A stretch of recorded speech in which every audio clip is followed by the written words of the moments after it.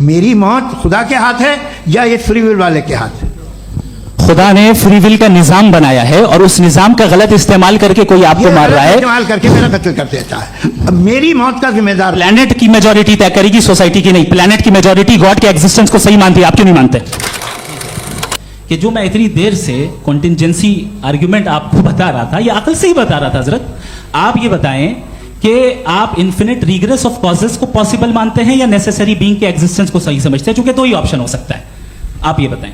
देखिए, आपको मैं ईमानदारी से बात करूं, एक तो मैं कॉन्टिजेंसी वर्ड ठीक से समझता नहीं, और इस वक्त भी जो आपने अंग्रेजी के अल्फाज इस्तेमाल किए वो ज़रा थोड़े से मुझे डिफिकल्ट और कॉम्प्लिकेटेड लगे, तो आप ज़रा सिंपल जबान में सवाल कर सकते हैं? बिल्कुल कर सकता हूं। जी।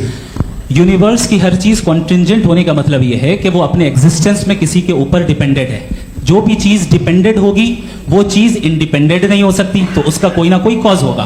तो अब आप क्या समझते हैं कि ये इन्फिनिट रिग्रेस है, यानी कॉज पर कॉज, कॉज पर कॉज, कॉज पर कॉज, और कभी कोई यानी ये एंडलेसली चलता रहा? क्योंकि अगर ऐसा होगा तो हम तो एग्जिस्टेंस में आते ही नहीं। लॉजिकली ये मुत्तफक अलैह चीज है, मुत्तफक अलैह, अग्रीड अपॉन।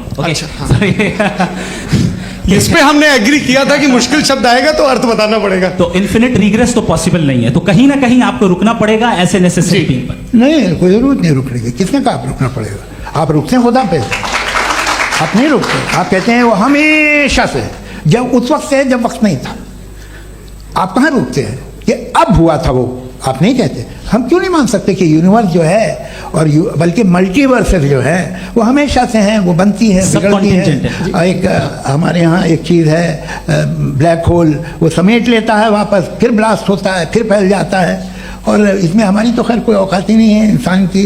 एक छोटे से जर्रे पे हम 50-60 साल की उम्र रखते हैं, जो करोड़ों अरबों साल की कायनात है उसमें, और पैदा भी नहायत ही बेहुदा वजह से हुए थे।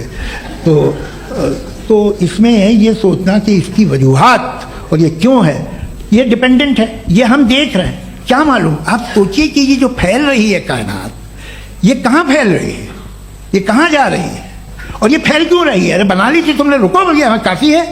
ये फैल क्यों रही है? ये और कौन सी कायनात जिसे मैं दूरबीन से देखता हूँ तो 2 बिलियन लाइट ईयर पे है, उससे मेरा कोई वास्ता ही नहीं है। 2 बिलियन ईयर यानी अगर मैं 80,000 माइल्स पर सेकेंड से चलूं तो 20 करोड़ साल में वहां पहुंच जाऊंगा। इसकी जरूरत क्या थी? ये दुनिया, ये कायनात तो इंसान अशरफुल मखलूकात के लिए बनाई गई ना।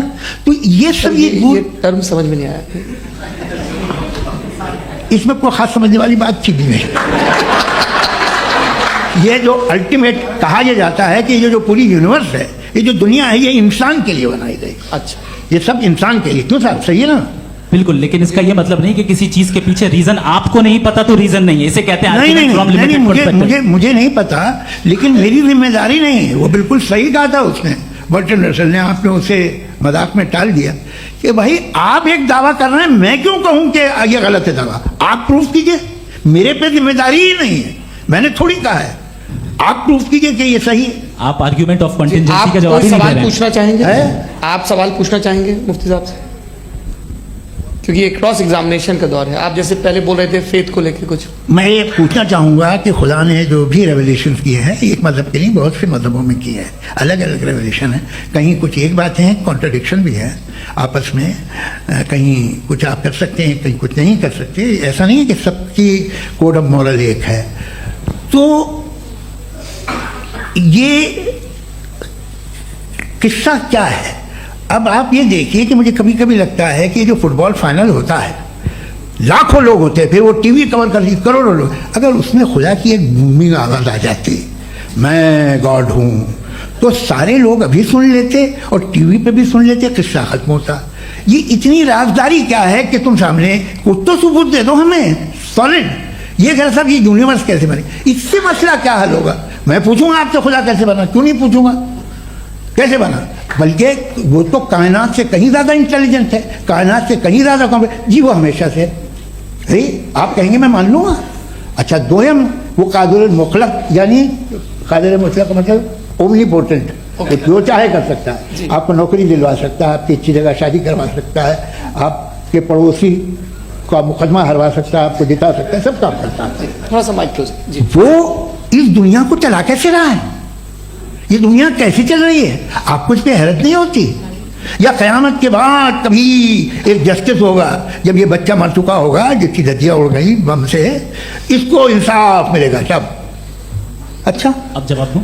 हाँ जी। मैं वही इसीलिए आपकी तरफ आता सबसे पहले आपने रेवलेशन और स्क्रिप्चर्स की बात की, इस पे मैं बात कर सकता हूं लेकिन आज नहीं करूंगा चूंकि वक्त कम है, कभी और इस पे डिस्कस करेंगे। मैं तैयार हूं उस पे भी बात करने के लिए। ये अभी से राउंड 2 की भूमिका तय हो रही है। Does God exist round 2? जी, चूंकि आज गॉड के एग्जिस्टेंस पे बात है तो मैं उसी के रिलेटेड जो है आपके सवालात को एंटरटेन भी करूंगा और मैं भी पूछूंगा। आपने कहा कि आपने साबित ही नहीं किया, जबकि आर्ग्यूमेंट ऑफ कॉन्टिजेंसी बुनियादी आर्ग्यूमेंट है। आप मुझे कॉन्टिजेंसी का मतलब बताइए, आपका मतलब क्या कॉन्टिजेंसी?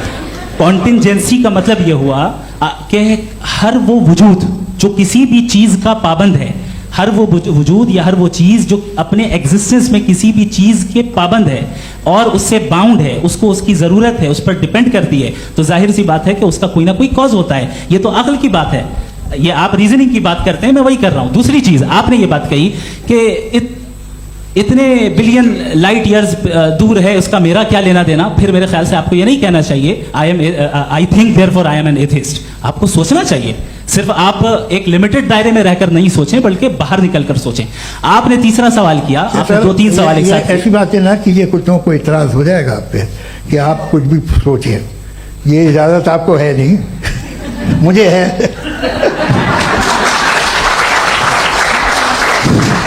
जी, आपने प्रॉब्लम ऑफ इविल के ताल्लुक से सवाल किया और बार बार आप एक लफ्ज रिपीट कर रहे हैं कि ओमनीपोटेंट गॉड है, ऑल पावरफुल गॉड है। यही तो दरअसल समझना है कि गॉड का कॉन्सेप्ट क्या है। प्रॉब्लम ऑफ इविल जो है, प्रॉब्लम ऑफ इविल दर हकीकत 2 असम्पशंस पर कायम है। अगर आप इन 2 असम्पशंस को समझ जाएं तो ये प्रॉब्लम नहीं रहेगी, आर्ग्यूमेंट आपको समझ में आ जाएगी कि ये कोलैप्स कर जाता है। पॉइंट नंबर 1, यानी जो आपका सबसे पहला फॉल्स असम्पशन है कि गॉड मर्सीफुल है, ओमनीपोटेंट है, दुनिया में जुल्म हो रहा है। लेकिन आपको यह समझना चाहिए कि हमारे वर्ल्ड व्यू के मुताबिक गॉड सिर्फ ओमनीपोटेंट और सिर्फ मर्सीफुल नहीं है, बल्कि वो ऑल वाइज भी है और वो ऑल नोइंग भी है। उसके हर काम के पीछे हिकमत और विजडम है। ये कोई जरूरी नहीं है कि वो हिकमत और विजडम आपको समझ में आए या मुझे समझ में आए। अगर आप जो समझ रहे हैं उसके मुताबिक आप फैसला कर रहे हैं, ये लिमिटेड पर्सपेक्टिव से आर्ग्यूमेंट है। और इस चीज को हम अपनी दुनिया में, अपने लाइफ में, डेली लाइफ में इस प्रिंसिपल को एक्सेप्ट करते हैं। हम जब किसी डॉक्टर के पास जाते हैं, डॉक्टर के पास जाकर वो अगर उसने हमें कोई दवाई दी है तो हम ये तो नहीं कहते कि जब तक आपके पास जितना नॉलेज और जितना विजडम नहीं है, आपने क्यों ये दवाई दी है, तब तक हम इस चीज को एक्सेप्ट नहीं करेंगे। नहीं कहते, हम उसकी अथॉरिटी को तस्लीम करते हैं। क्यों? क्योंकि उसकी हम जानते हैं कि वो नॉलेजेबल है, वो विजडम वाला है, हमसे ज्यादा नॉलेज और हमसे ज्यादा विजडम है। बताएं सर। नहीं, डॉक्टर में और खुदा में बड़ा डिफरेंस है। डॉक्टर पढ़ा लिखा होता है, एक तो मैं उसकी बात सुनूंगा। 2 ये नहीं, कुछ जवाब तो ये भी नहीं है सर प्लीज, आप अगर सब ऑडियंस से बोलने लगेंगे तो फिर मतलब नहीं सिविलाइज्ड बहस का। मतलब आप ये कहें कि चूंकि आप डॉक्टर पे बिलीव करते हैं इसलिए खुदा पे बिलीव किए, क्या ये मिसाल आपको समझाने के लिए आर्गुमेंट है, इस पे आपको इतराज नहीं है। तो सिंपल बात ये है कि मैं अगर ये यकीन कर लूँ कि एक ओमनीपोटेंट, उसकी मसलहत है, ये जो बच्चे मर रहे हैं ये मसलहत है उसकी, मुझे नहीं चाहिए थी मसलहत। उसकी मसलहत नहीं, यही तो समझना है, मतलब एक्सपीरियंस। अच्छा, इस आपने अभी मेरी बात पूरी सुनी नहीं। मैंने कहा आपका पूरा आर्ग्यूमेंट 2 फॉल्स असम्पशंस पर है। एक फॉल्स असम्पशन मैंने बता दिया, दूसरा फॉल्स असम्पशन यह है कि इस दुनिया में इविल के होने का कोई गुड रीजन नहीं है, जबकि हमारे पास बाज रीजंस मौजूद हैं, हमारे पास बाज वजूहात मौजूद हैं। अगर इस दुनिया में इविल ना हो तो आप गुड को डिफाइन कैसे करेंगे? अगर जुल्म ना हो आप इंसाफ को समझेंगे कैसे? अगर तारीकी ना हो तो आप लाइट को समझेंगे कैसे?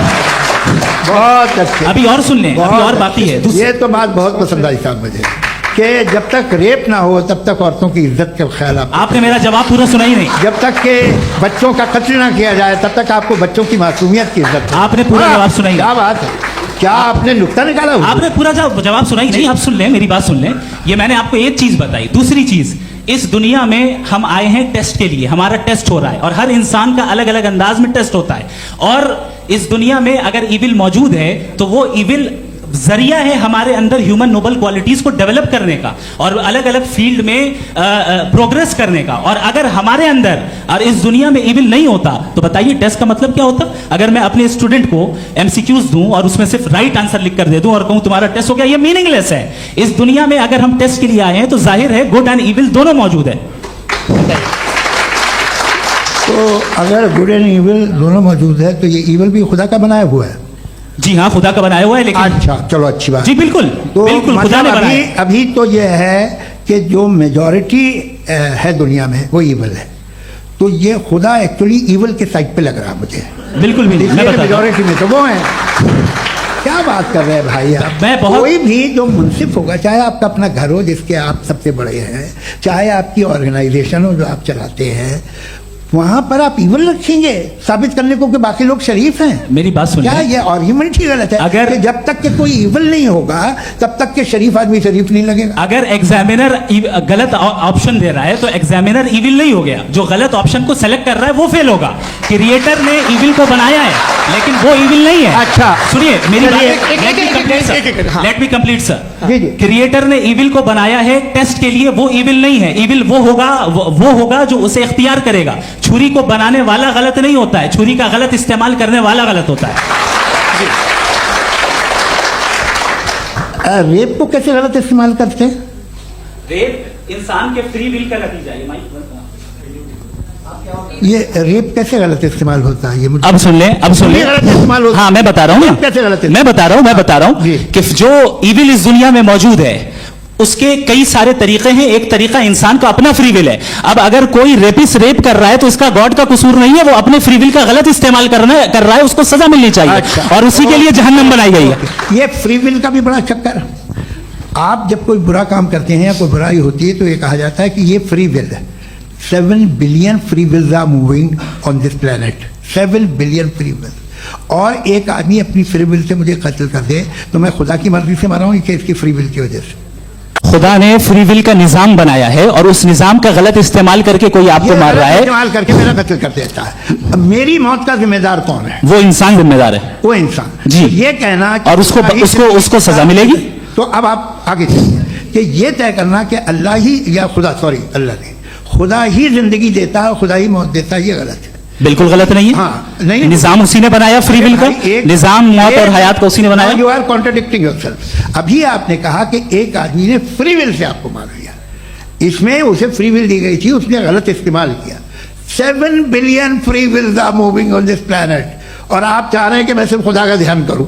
ये 7 बिलियन फ्री विल्स को मुझे लुक आफ्टर करना पड़ेगा कि नहीं?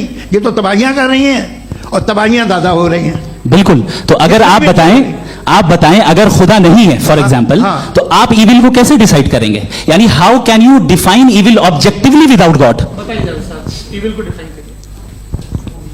देखिए, दुनिया में 2 तरह के जानवर हैं। एक जो अकेले रहते हैं जंगल में और एक जो ग्रुप्स में रहते हैं। ग्रुप में जो भी रहेगा, चाहे वो आपका फाउंडेशन हो, चाहे कोई क्लब हो, चाहे कोई पॉलिटिकल पार्टी हो, चाहे कोई यूनिट हो, उसमें आपको इंटरैक्ट करने के रूल बनाने पड़ेंगे। यानी लोग तय करेंगे। लोग क्या कहते अगर लोगों ने यह तय किया कि किसी का रेप करना सही है, आप जस्टिफाई करेंगे? नहीं, आपका फाउंडेशन तो ये हो गया ना कि लोग इविल डिसाइड करेंगे। नहीं। अरे दुनिया में ऐसे ग्रुप्स हैं जो रेप को जायज़ मानते हैं सर्टेन हालात में। मैं डिटेल में नहीं जानूंगा, आप भी जानते हैं। ये जो आईसिस वाले थे जिन्होंने क्या किया था, तो उन्होंने क्या किया उसका खुदा से कोई ताल्लुक नहीं है सर। मैंने सिंपल सवाल किया कि इविल को आप डिफाइन करते कैसे हैं? आगे वापस आइए जी। आप साथ में तभी रह सकते हैं जब कुछ आप ऐसे उसूल डेवलप करें जिसमें हर एक का बेसिक तहफ़्फ़ुज़, हर एक का बेसिक राइट हो और हर एक को पूरी आराम मिले। यही तरीका है किसी भी ऑर्गेनाइजेशन जिसमें एक से ज़्यादा लोग हैं और वो ऐसे चलती है ज़िंदगी। उसमें अगर आप गड़बड़ करेंगे तो तबाही होगी, नुकसान होगा, बर्बादियाँ आएंगी। और अगर उसमें आप घर ले लीजिए ना, एक हस्बैंड है, एक वाइफ है, बच्चे हैं, वालदा भी हैं, 2 बहनें भी हैं, एक भाई भी है। अब इसमें कोई निज़ाम आपको चाहिए साथ में रहने का, और एक दूसरे पे भरोसा रहे, एक दूसरे के बहीख्वाह हों, एक दूसरे की मदद करें, ऐसी जिंदगी। सर आपकी बात आ गई। आप ये कह रहे हैं कि लोग डिसाइड करेंगे क्या सही है क्या गलत है, यही है? मेजॉरिटी डिसाइड करेगी क्या सही है क्या गलत है? अरे भाई बिल्कुल। मेजॉरिटी अगर ये कहे कि नाजी जर्मनी के साथ जिस तरह मेजॉरिटी थी कि जेनोसाइड करना सही है, आप जस्टिफाई करेंगे? उस वक्त आपका ये सवाल सिर्फ उसके बाद क्लोज कर। हाँ, उस वक्त प्लेनेट पे जो लोग थे उनमें कितने लोग हिटलर को सही समझते? अच्छा, प्लेनेट की मेजॉरिटी तय करेगी सोसाइटी की नहीं। प्लेनेट की मेजॉरिटी गॉड के एग्जिस्टेंस को सही मानती है, आप क्यों नहीं मानते?